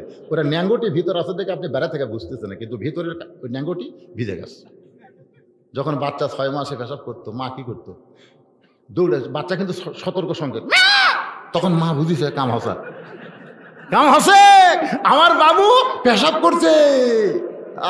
আসে একেবারে পেশাবের কাপড় টান দিয়ে পাশা টুচা মুছে দিয়ে আবার একটা শুকনা কাপড় দিচ্ছে, কারণ মা জানে পেশাবের উপরে বেশিক্ষণ বাচ্চা থাকলে পেশাবের একটা কামড়ি ব্যারাম আছে না নাই? জোরেক্ষণ আছে না নাই? তাহলে 6 বছরের বাচ্চা পেশাব করলে মা দৌড়ে সে পেশাবের কাপড় ফাইলা দেয়, নতুন কাপড় দেয়। কিন্তু তুমি 20 বছরের ছেলে পেশাব করার পরে টপ টপ করে পেশাব দিয়ে তোমার কাপড় ভিজিছে, এখন কে টান দিবে? কথা কয় না, কে টান দিবে? কেউ দিবে? কেউ দিবে না। সারাদিন ওই পেশাব ভিজা অবস্থা থাকতে থাকতে ওই যন্ত্রের উষুমে শুকে গেছে। তো শুকে যাওয়ার পরে কি হচ্ছে শোনেন, ওই জায়গায় একটা জার্ম, শোনেন, জার্ম পয়দা হয়েছে। ওই জার্মটা আপনার অনুবীক্ষণ যন্ত্র ছাড়া দেখা যায় না, কিলবিল কিলবিল কিলবিল করতেছে। আপনার ওই জিনিসটা আস্তে আস্তে, আপনি তো খুব আঁটো সাঁটো ফুল প্যান্ট পরছেন, তো একেবারে টাইট চলবেন, তো ওটা বাতাসও পাচ্ছে না, ওই জায়গা বেঁকা হয়ে আপনি সাইজ করে চাপা দিয়ে থাকছেন, ইটিয়া চাপা দিচ্ছে। কি চাপা? হাসতেছেন? আজকে বিয়ে করলে ওভার ডিউটি কি জন্য হচ্ছে বোঝা লাগবে না? আপনি বাবা হিসাবে রাখালি করার দরকার আছে না নাই? কতক্ষণ আছে না নাই? কেমন রাখাল ছিলেন আল্লাহর নবী শুনবেন। কেমন রাখাল আল্লাহর নবী ছিল আপনারা শুনবেন। ঘরের মধ্যে ঢুইকে দেখে 9 বছরের মেয়ে ফাতেমা হাতের মধ্যে চুরি দিয়ে মুচকি মুচকি হাসতেছে। 9 বছরের মেয়ে মুচকি মুচকি হাসতেছে। সঙ্গে সঙ্গে নবী আমার ঘর থেকে বাইরে আসলেন। মা ফাতেমা চমকে গেল, যে বাবা ঘরের মধ্যে ঢুকে আমাকে মা মা বলে আদর করে, আজকে সেই বাবা কেন ঘর থেকে বাইরে যায়? বারান্দায় এসে দেখে নবীর চোখ দিয়ে দর দর করে পানি পড়তেছে। ফাতেমা বলে, বাবা কি দুঃখ আপনার মনে, কাঁদতেছেন কেন? রাসূল বলে, ফাতেমা, যে দুনিয়াতে সাজবে মা, আল্লাহ তার আখিরাতের সাজ কমায়া দিবে। সঙ্গে সঙ্গে ফাতেমা হাতের চুড়ি খুলে ফাইলা দিলেন, যে 2টা চুড়ি দিয়েছিল হাতে ফাইলা দিলেন। নবী দৌড়ে গিয়া ওই চুড়ি 2টা কুড়ে জামার পকেটের মধ্যে ঢুকাইলেন। ফাতেমা বললেন, বাবা, যেই চুড়ি হাতে দেওয়ার কারণে আপনি কাঁদতেছেন, ফেলে দিলে কেন কুড়ে পকেটে ঢুকাইলেন? রাসূল মুস্কি হাসিতে বললেন, ফাতেমা, এই 2টা চুড়ি আমি যত্ন করে রাখবো মা। শুধু চুরি যত্ন করব না, তোর নাকে ফুল পরায় দিব, তোর কানে দুল পরায় দিব, তোর গলায় মালা পরানো হবে। ফাতেমা বলে, কবে কবে কবে? আল্লাহ রাসূল বললেন, যেদিন তোমার বিবাহ হবে। রাসূল বুঝাই দিলেন, ফাতেমা, মেয়েরা কেবলমাত্র এক ব্যক্তির জন্য সাজতে পারবে, সেই ব্যক্তি হলো তার স্বামী। স্বামী ছাড়া অন্য কোনো পুরুষের জন্য মেয়েরা সাজতে পারবে না। আপনার মেয়েটা 17 বছর হয়ে গেছে, সাইদা গইদা প্রতিদিন কোথায় যায়? আপনি বাবা হিসেবে দেখার দরকার আছে না না? আছে না না? দেখবেন না, প্লাজো প্লাজো পেটিকোটের লাগাল ঢিলে, এলা কুটি পায়রা প্লাজো একেবারে টাকনুর থেকে আধা তো পরে উঁচু একটা হাইল পরে মাথা খালি দোলায় যায়। আর আমাকে যুবকেরা গান গায়, সুন্দর নারী দেখলে পড়ে আমার দিল দেওয়ানা করে, ওইলে ওইলে ওইলে। তোমার মেয়ের জন্য গ্রামের 10টা ছেলে নষ্ট হয়ে যাচ্ছে, তুমি হাজী সাহেব হজ করছে, তুমি সামনে কাতারে নামাজ পড়ো, তুমি জান্নাত যাবা। ইয়ার কি বাড়তিস? আমার মায়েরা যারা পর্দার অন্তরে আছেন, মা আপনাদের আমল কিন্তু বেশি না, মাত্র 4টা আমল করতে হবে। 1 নম্বর হলো নামাজ, 2 নম্বর রোজা, 3 নম্বর সতীত্বের হেফাজত পর্দা করা, আর 4 নম্বর স্বামীর কথা মতো চলা। মা ফাতেমা বললেন, বাবা এই 4টা আমলের মধ্যে সবচাইতে গুরুত্বপূর্ণ আমল কোনটা? রাসূল বললেন, ফাতেমা 24 ঘন্টার মধ্যে 5 বার নামাজ পড়লেই নামাজের হক আদায় হয়ে যাবে। 12 মাসে 1 মাস রোজা রাখলেই রোজার হক আদায় হবে। স্বামী যখন কাছে থাকবে তখন স্বামীর হক আদায় করবে, স্বামীর কথা মতো চলবে। কিন্তু ফাতেমা পর্দা এই আমলটা, এটার কোনো সময় না, এটা সব সময় ফরজ। আমাদের বাংলাদেশে ফরজ কখন হচ্ছে? ওদের নানি বোরকা গাঁদতে যাচ্ছে, কে নানি বোরকা পড়ছেন কেন? কই মরা লাগবি ভাই, মরা লাগবি ভাই। নানি দারুদ নাতনি আর গাঁত বোরকা নেই, 50 বছর আমের গাছ, গোড়াত বেড়া দিচ্ছে। সবাই বলতেছে, কে ভাই বুড়া গাছের গোড়াত বেড়া কেন? গরু ছাগল যদি খাই ভাই সতর্ক থাকা ভালো। লোক তোর গাল থাপ্পড় বেড়া কবি কেড়ে পাগলা, তোর গাছের দিকে গরু ছাগল ঘৃণা করে তাকাবি না রে। বেড়া যদি দিবার তার সাথে লক লকা পাতা বাড়াছে, ওই ছোট গাছত বেড়া দে। আজকে বুড়ির বোরকা পরা লাগবে না, কারণ একটা বুড়া পর্যন্ত বুড়ির দিকে তাকায় না, ঠিক না? একটা বুড়া পর্যন্ত তাকায় না। একটা যুবতীর দিকে বুড়াও তাকায়, যুবকও তাকায়, জোরে কর কথা ঠিক করে। তাহলে বেড়া দেওয়া লাগবে কোন জায়গা?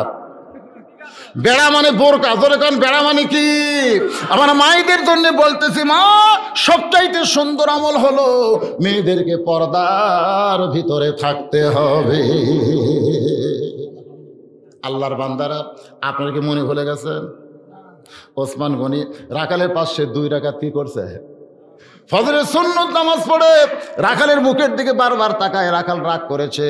এবার ওসমান গনি বলতেছে, ভাইজান রাগ করছেন কেন? কোনোদিন আপনাকে সামনে কাতারে দেখি নাই, আজকে প্রথম সামনে কাতারে দেখতেছি। আপনার পরিচয় কি? রাখাল চিল্লায় বলতেছে, পরিচয় দিয়ে কি সামনে কাতারে আসা লাগে? ওসমান গনি চমকে বলতেছে, ভাইজান এত রাগ করছেন কেন? এত রাগ কেন করছেন ভাই? কোনোদিন সামনে দেখি নাই, এই জন্য একটু জিজ্ঞাসা করতেছি। আপনি আমার ভাই, আপনি কেমন আছেন এই জিজ্ঞাসা করার দরকার আছে না নাই?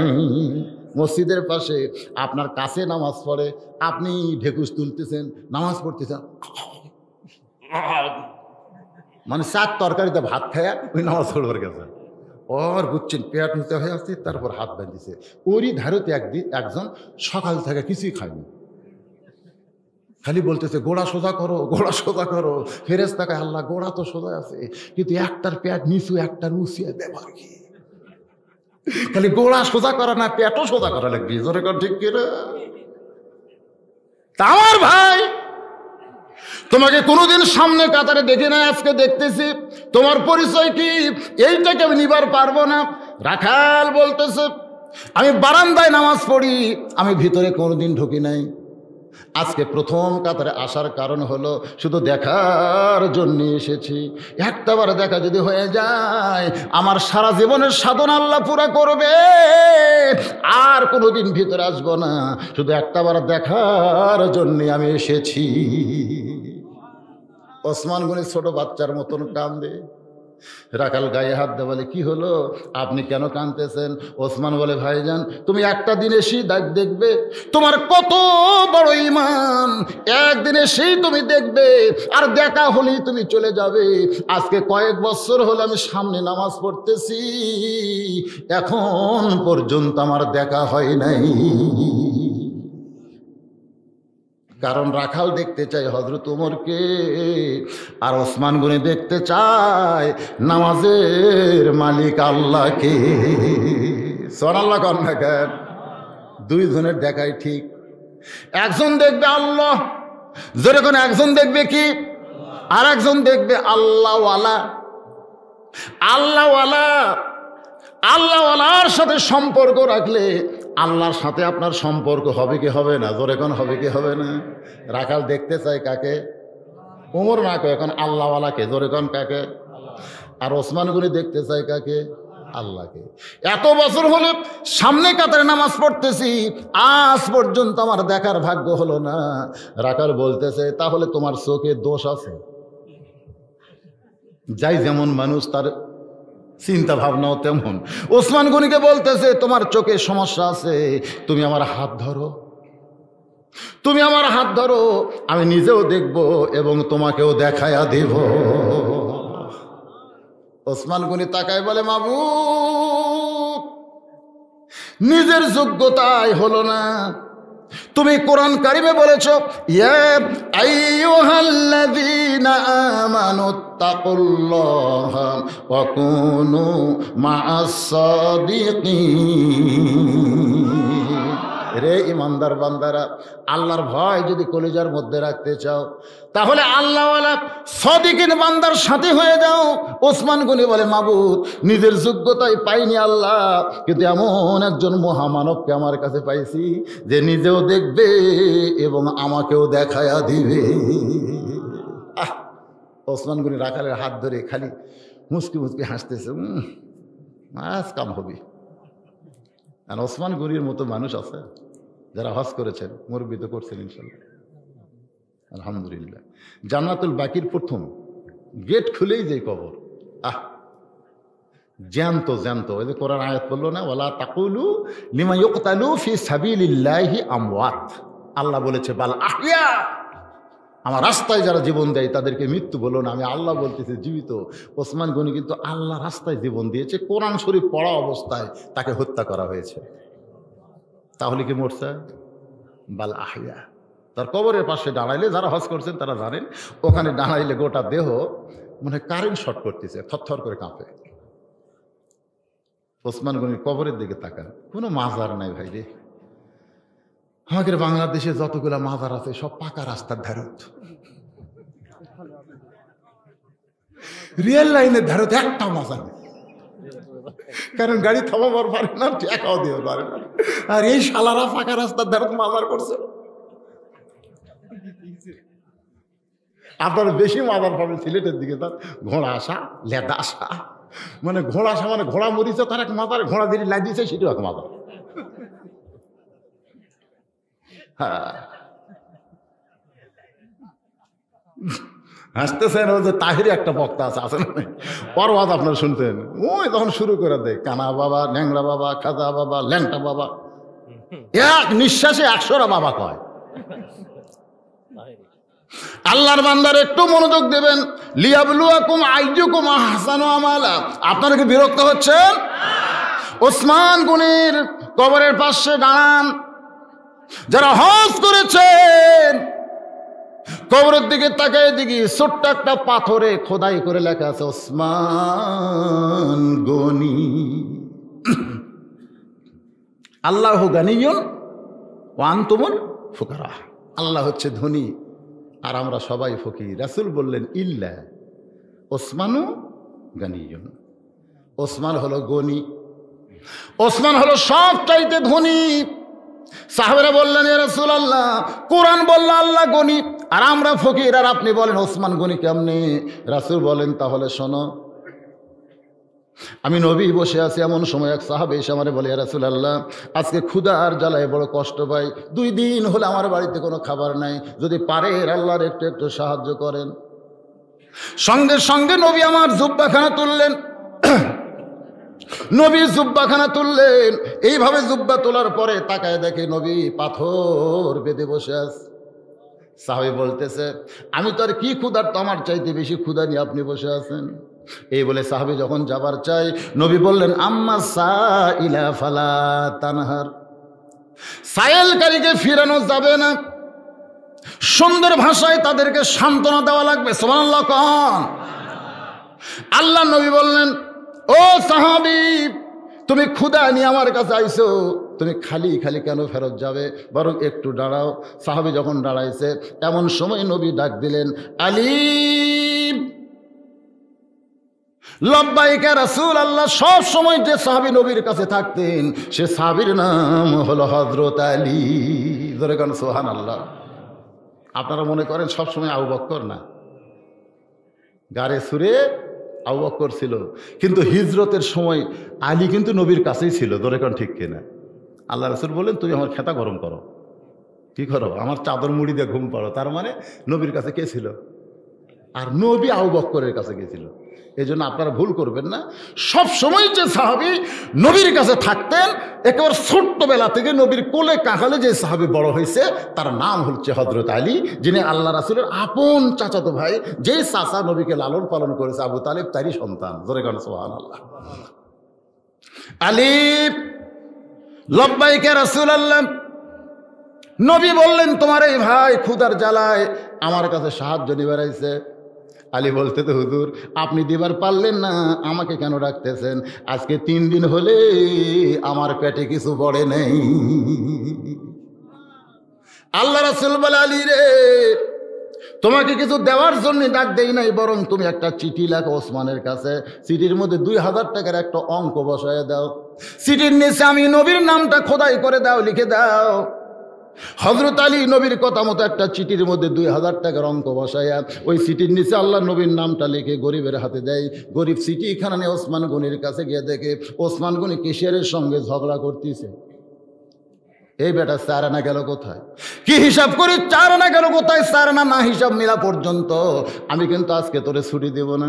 গরিব চিন্তা করে চিঠির মধ্যে 2000, আর বেটা 4 আনার জন্য কেশিয়ারকে যেভাবে ধরছে। এ কৃপণ কোনোদিন 2000 টাকা দান করবে না।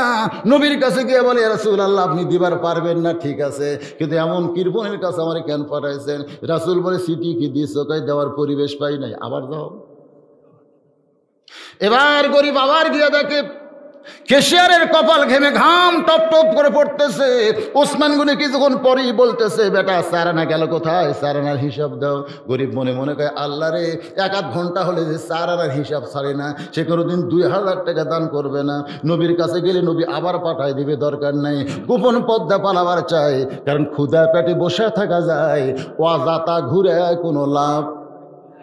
আমি নিজের চোখে দেখছি, আমার এলাকায় এক ফকির 1 দরজার ভিক্ষা পাইয়া মাঝখানে 2 বাড়ির দরজা বাদ দিয়ে 3য় বাড়িতে গেছে। আমি বললাম, কে ভাই এই 2 বাড়ি? আপনি ভিক্ষা করছেন? আমি বললাম, না। তো বুঝবেন কেমনে? তো বাদ দিলে কেন? বলে, হুজুর এই 2 বাড়ি কমপক্ষে 10 বার আমি চাইছি, প্রত্যেক বাড়ি কাছে মাফ করো, প্রত্যেক বাড়ি মাফ আছে। তো যারা ফকিরের কাছে মাফ চাই, এর কে থাকে বড় ফকির দুনিয়ার নাই। আমি 2 বাড়ি তালাক দিছি হুজুর, আমার সময়ের দাম আছে। আপনি কি করতে চাচ্ছেন? ফকির হুজুর থেকে আমার সময়ের দাম নাই? চিন্তা করে দেখেন, কোন বাড়ি যদি ফকির তালাক দেয়, ওই বাড়িতে টাকা থাকবে, পয়সা থাকবে, কিন্তু শান্তি থাকবে না। এখন আপনারা দেখেন, তার দরজাত কি তালাক দিয়েছে? অনেকে খুশি হয়ে কয়, আমার বাড়ি ফকির আসে না। ফকির আসে না মানে তুই মরছু। কি মনে করতেছেন? আল্লাহর বান্দা গোপন পদ্মা পালাবার চায়। রাস্তার মুড়াই থেকে হযরত আলী দাঁড়ায়। আলী বলতেছে, ভাইজান আমার হাসান হুসাইন ক্ষুধার জ্বালায় কাঁদতেছে, তোমার 2000 টাকা ওসমান দিল, সেখান থেকে 2টা টাকা কি আমার লেখার হাদিয়া দেওয়া যায় না? কারণ চাওয়া চলবে না, হাদিয়া খাওয়া যায় যাচ্ছে। 2টা টাকা দাও রে ভাই। গরিব কান্দের বলে, আলী রে, তোমার চিঠি এখনো আমার পকেটে। হযরত আলী বলতে, তো পকেটে কেন? বলে, 2 বার গেছি 4 আনার জন্য, কেশিয়ারকে ছাড়ে না। আবার নবীর কাছে গেলে নবী পাঠাই দিবে, ভয়ে রাস্তা দিয়ে পালাবার চাই। আলী বলতেছেন, তুমি কি নবীর সাহাবী? বলে, হ্যাঁ। তাহলে বিশ্বাস করো, নবী যা কিছু করে নিজের জন্যে না, সব কিছু করে আমার আল্লাহর জন্যে। যাও। হযরত আলীর ভয়ে করে সাহাবা ওসমান গনির দরবারে এসে দেখে ওসমান গনি আর কেশিয়ার 2 জনই আল্লাহর শুকর আদায় করতেছে। আলহামদুলিল্লাহ আলহামদুলিল্লাহ জিকির করতেছে, কারণ হিসাব মিলে গেছে। সুবহানাল্লাহ কোন? হয়তো আপনারা বলবেন, হুজুর 4 আনার হিসাব মিলার কি দরকার? আল্লাহ বলেছেন, তোমাকে যে সম্পদ দেওয়া হয়েছে এই সম্পদ তোমার না, এই সম্পদ হলো আমার। আমার সম্পদের শতকরা 2.5 টাকা হিসাব করে তুমি গরিবরে দিয়ে দাও। যারা সম্পদের হিসাব করে না, তাদের যাকাত আদায় হবে না। সুবহানাল্লাহ কর না কেন? বাদানো হযরত আলী এবার লোকটা এইটা 2 জনের জিকির দেখার পরে ওসমান গনির সামনে সালাম দেয়, চিঠিখানা হাতের মধ্যে দেয়। ওসমান গনি চিঠি পায় একটা চুমা খায়। বলে, ভাইজান এই চিঠি কে পাঠাইছে? ভাই কে পাঠাইছে? গরিব সাহেব বলে, চিঠির নিচে নাম লেখা আছে। আল্লাহর নবী এই চিঠি পাঠাইছে, সঙ্গে সঙ্গে ওসমান গনি চুমাতে বলে ভাইজান এই চিঠি কে পাঠাইছে? গরিব বলতেছে আপনি কি লেখাপড়া জানেন না? চিঠির নিচে নবীর নাম লেখা আছে। সঙ্গে সঙ্গে চুমাতে বলে ভাইজান এই চিঠি কে পাঠাইছে? গরিব মুস্কি মুস্কি হাসার মনে মনে কয় চারানার জন্য যেই বেটা কেশিয়ারকে ছাড়ে নাই, চিঠির মধ্যে 2000 টাকার অঙ্ক থেকে মাথা নষ্ট হয়ে গেছে। আল্লাহর নবী এই চিঠি পাঠাইছে। সঙ্গে সঙ্গে ওসমান গনি চুমুতে বলে ভাইজান এই চিঠি কে পাঠাইছে? ভাই গরিব বলতেছে তোর টাকা আর আমার দরকার নাই, কারণ 2 বার আইসি রে, তুই চারানোর জন্য কেশিয়ারকে ছাড়িস নাই। চিঠির মধ্যে 2000 টাকার অঙ্ক দেখে তুই পাগল হয়ে বারবার জিজ্ঞাসা করিস আর বলবো না। নবীর কাছে গিয়ে কান্দার বলে রাসূলুল্লাহ আপনি দিবার পারবেন না ঠিক আছে, কিন্তু এই কৃপণের কাছে আমারে কেন পাঠাইলেন? যে আপনার নাম শুনে 3 বার বলেছি, এরপরেও তখন শুনতে চাই, আমি রাগ করে আপনার কাছে নালিশ জানাই। নবী আসমানের দিকে তাকায় বলে আল্লাহ আমার ওসমান তো এমন হওয়ার কথা ছিল না। সঙ্গে সঙ্গে তাকায় দেখে দরজায় 1 বস্তা টাকা মাথায় না হত ওসমান গনি দাঁড়িয়ে আছে। রাসূল বলে ওসমান তোমার ভাইকে 2000 টাকা দান করার কথা বলেছিলাম, কিন্তু 1 বস্তা টাকা কেন আনছো? ওসমান গনি বলে রাসূলুল্লাহ চিঠি পাওয়ার সঙ্গে সঙ্গেই 2000 টাকা দেওয়ার নিয়ত করেছি, আর মনে মনে সিদ্ধান্ত নিয়েছি আপনার পবিত্র নাম যতবার আমার সামনে বলবে আমি 2000 করে টাকা বাড়াই দিব। এই পর্যন্ত 3 বার আপনার পবিত্র নাম বলেছে, যার কারণে 6000 আর চিঠির কারণে 2000, এই 8000 টাকার বস্তা নিয়ে আপনার সামনে হাজির। আপনার পবিত্র হাত দিয়ে আমার গরিব ভাইরে আপনি দিয়া দেন। নবী কান্দে, সাহাবীও কান্দেস। নবী বলে মাবুদ আমি একজন গরিব, আমার নাম শোনার সঙ্গে সঙ্গে যে ওসমান 2000 করে টাকা বাড়ায় দেয়, আমি গরিব নবী ওসমানকে কি দিয়ে খুশি করব? আল্লাহ বলে হাবিব আপনাকে ভালো যে বাসে আমি আল্লাহ তাকে ভালোবেসে আমার গানি ডিগ্রি তারে দিয়া দিলাম। সে ওসমান রাখালের হাত ধরে আছে, সুবহানাল্লাহ কর, নিজেও দেখবে এবং আমাকেও দেখায় দিবে। কিছুক্ষণ পরে মুয়াজ্জিন আকামত শুরু করেছে। মুয়াজ্জিন যখন আকামত শুরু করেছে এমন সময় হযরত ওমর মিহরাবের মধ্যে ঢুকেছে। আপনারা হয়তো বলবেন হুজুর মিহরাবের মধ্যে ইমাম ঢুকবে কোন দিক দিয়ে? বর্তমান বাংলাদেশে মানুষের সমাজ থাকার কারণে ইমামকে মসজিদের দরজা দিয়ে ঢুকতে হয়, কিন্তু যেদিন লিয়াবলুয়াকুম আইয়ুকুম আহসানু আমালা সুন্দর আমল চালু হয়ে যাবে সেদিন ইমামকে দরজা দিয়ে ঢোকা লাগবে না, ওই মেহরাবের সাথে ছোট্ট একটা দরজা থাকবে, আর ওই দরজার ওই পারে একটা ইমামের রেস্টরুম থাকবে। সুবহানাল্লাহ। যেই মাত্র আকামত শুরু করেছে ইমাম মেহরাবের মধ্যে ঢুকেছে, কতকামাতিস সালাম রাখাল আল্লাহু আকবার, ওসমান গনি হাত ছাড়ে দিস। এতক্ষণ কি ধরে আসলো? নিজেও দেখবে আমাকেও দেখাবে। কিন্তু যেই মাত্র রাখাল আল্লাহু আকবার বলেছে ওসমান গনি বলে ভাইজান ইমাম ভুল করলে মানুষ লোকমা দেয়, এখনো পর্যন্ত আকামতি শেষ হয় নাই, আর তুমি আল্লাহু আকবার লোকমা দিলে কেন? রাখাল বলতেছে এই জন্যই তো তুমি কানা, দেখবার আসে তুমি দেখবার পাও না মিয়া, এই জন্যই তো তুমি কানা। দ্বিতীয় কাতারের একজন সাহাবী দৌড়ে এসে রাখালের হাতটা হ্যাঁচকা দিয়ে বলতেছে এই পাগল কারে কানা কানা বলতেছিস? তুই কি এই মহান ব্যক্তিকে চিনিস? রাখাল বলতেছে কাউরে চিনি না, আমি বারান্দায় নামাজ পড়ি, আমি ভিতরের কাউকে চিনি না। সাহাবী বলতেছে পাগল যে তোর হাতটা ধরেছিল তখন ওই মহান ব্যক্তি যারে তুই কানা কানা বলতেছিস ইনি হলে রাসূলের ডবল জামাই ওসমান গনি। রাখাল নিজের বুকে চড় মারে। মসজিদের ভিতরে দামি দামি সাহাবী আমার মতন রাখাল কেমনে ঢুকবে, এই জন্য বারান্দায় নামাজ পড়ি, কিন্তু ওই পথিক আমার সর্বনাশ করছে। ওমর ফারুকের দিকে আঙ্গুল তুলে বলতেছে, ওই পথিক আমার সর্বনাশ করেছে, ওই পথিক আমারে কয়েছে হয়তো ওমরকে যদি দেখতে চাও তাহলে সামনে কাতারে নামাজ পড়ো। সামনে কাতারে নামাজ পড়তেছে শুধু হযরত ওমরকে দেখার নিয়তে, কিন্তু ওই মেহরাবের মধ্যে যদি আবার পথিককে দেখতে পাই, এখন তোমরাই বলো আল্লাহু আকবার ছাড়া তো আমার উপায় নাই, আমি আল্লাহু আকবার লোকমা দিয়া ওই পথিককে মেহরাব থেকে খেদাইয়া দিব, ওই জায়গায় হযরত ওমরকে আমি প্রাণ ভরে এক নজর দেখতে চাই।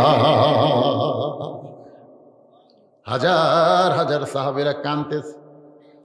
মসজিদের মধ্যে সমস্ত সাহাবী যখন কান্দে, রাকাল চিল্লাই বলে আল্লাহ বারান্দায় নামাজ পড়া ভালো, এই ভিতরে কেন কান্দা কান্দি শুরু হয়ে গেল? ওসমান গনি বলে রাকাল ভাই, তুমি যারে পথিক পথিক বলতেছো, ওই মানুষটি হলেন হযরত ওমর। গাছের গোড়া কাটলে গাছটা যেমন ঠাস করে পড়ে যায়, রাখাল দৌড়ে গিয়ে হযরত ওমরের সামনে তেমনি পড়ে গিয়া কাটা মুরগির মতন ছটফট করতেছে। কাটা মুরগি যেমন ছটফট করে তেমন ছটফট করে বলতেছে, ইয়া আমিরুল মুমিনিন, আমার কি হবে, আমার কি হবে? ইয়া খলিফাতুল মুসলিমিন, আমার কি হবে? আমি আপনাকে তওবা বলাইছি, আমি আপনাকে মুনাফিক কইছি, আমি আপনাকে ভণ্ড কইছি, আমার কি হবে, আমার কি হবে? এমন করে রাখাল যখন কাঁদতেছে, ওমর ফারুক এক টানে রাখালকে তুলে বুকের সঙ্গে চাইপা ধরে কপালে একটা চুমা খা। হাজার হাজার সাহাবীরা বলতেছে, ইয়া আমিরুল মুমিনিন, যে আপনাকে তওবা বলাইছে, মুনাফিক কইছে, ভণ্ড কইছে, আবার তাকে বুকের মধ্যে নিয়ে কপালে চুমা খান, আমরা যে কিছুই বুঝতে পারলাম না। ওমর ফারুক বলে, রাখাল রে, তোমার এত কথা হজম করার পিছনে তুমি আমাকে তওবা বলাইছো, মুনাফিক কইছো, ভণ্ড কইছো, তোমার এত কথা হজম করার পিছনে আমি শুধু তোমার সুন্দর আমল দেখেছি, আর সুন্দর আমল দেখার কারণে এই কথাগুলো আমি আল্লাহর হস্তে হজম করেছি। লিয়াবলুয়াকুম আইয়ুকুম আহসানু আমালান ওয়া হুয়াল আজিজুল গফুর। ভাইজান, আজকে আলোচনার ভিতর দিয়ে এই জিনিসটা আমি আপনাদের বোঝানোর চেষ্টা করলাম। সুন্দর আমল কিন্তু বর্তমানে বাংলাদেশে হচ্ছে না। নেক আমল হচ্ছে, ঠিক কিনা বলেন? হচ্ছে না। সুন্দর আমল, সুন্দর কথা, সুন্দর কোরআনের কথা আজকে আমরা সুন্দরভাবে আপনাদের সামনে উপস্থাপন করতে পারি না। আজকে যতটুকু আলোচনা হলো এর ভিতরে বুঝ মোতাবেক আল্লাহ যেন আমাদেরকে আমল করার তৌফিক দেয়। সকলে বলে আমিন। ইস্তিগফার পড়েন, আস্তাগফিরুল্লাহ রব্বি মিন কুল্লি যামবি ওয়া আতুবু ইলাইহি। এই ভাই ওঠেন না, এই উঠে দৌড় মারেন কেন? এই আপনাদের যে মোনাজাত, একটা দোয়া মুখ খলিবাত, বিশ্বাস করেন না আপনারা? মাথা বোঝেন, মাথা বোঝেন, মাথা বোঝেন তো, মাথাই নাই। ও আমার ওয়াজে শুনছেন মাথা ছাড়া, ভুলে গেছেন অনেক দ্বারা আগের বছর মাথা ছাড়া, মাথা ছাড়া মোদি ঘর বোঝেন না? হ্যাঁ, সবই আছে, মাথা নাই। আর সাথীরা মনে করলো শার্ট ঠিক, লুঙ্গি ঠিক, এটাই মজিবর। নীল হাওয়ারি নিয়ে দাফন করছে মাথা ছাড়া, কিন্তু মজিবর মরেনি। ওই অসুস্থ ছিল, ওই অ্যাক্সিডেন্ট করে আবার সেরকম হাসপাতালে 15 দিন চিকিৎসা দেওয়ার পরে ভালো হয়ে গেছে। ওই বাড়িতে গেছে, আর বউ দৌড়। তুই মাথা ফেলা কোথায়? তোমার তো মাথা নেই। মাও কয় তুই ভূত রে, তোর তো মাথা থাকার কথা লাগ। মজিবর কবরত যা বলতেছে, এই তোর যদি মাথা থাকতো তাহলে আজকে আমার এই বিপদ হতো না। আজকে যারা এই যে এতক্ষণ ওয়াজ শুনলেন আর এখন মোনাজাত হবে, আপনারা উঠে দৌড় মারতেছেন, আপনার তো মাথা ছাড়া মজিবর হচ্ছেন। ধরে এখন কি ছাড়া? এই যে ভাইয়েরা কোনো এখানে কোনো কালেকশন আছে? আছে। আমি ফ্রেশ ওয়াজ করছি, যখন উঠছি তখন বাজে 8টা। ঘড়ি দিয়ে কখন যে 3.25 ঘন্টা গেল আপনারা খেয়াল করছেন? এখন বাজতেছে 11:15। তার মানে কত হলো? 3.25 ঘন্টা ওয়াজ। কোন দিক দিয়ে গেল আমিও তো বুঝতে পারলাম না। আল্লাহর কোরআন আমাদেরকে পাগল করেছে, বলেন সুবহানাল্লাহ। মোনাজাতটা করি, আস্তাগফিরুল্লাহ রব্বি মিন কুল্লি যামবি ওয়া আতুবু ইলাইহি লা হাওলা ওয়ালা কুওয়াতা ইল্লা বিল্লাহিল আলিয়্যিল আযীম। আল্লাহুম্মা সাল্লি আলা সাইয়্যিদিনা শাফিনা নাবিয়িনা মাওলানা মুহাম্মদ ওয়ালা আলিহি ওয়া সাহবিহি ওয়া বারাকা সাল্লিম। আল্লাহুম্মা আমিন। আল্লাহুম্মা আনতাস সালাম ওয়া মিনকাস সালাম তাবারাকতা ইয়া যাল জালালি ওয়াল ইকরাম।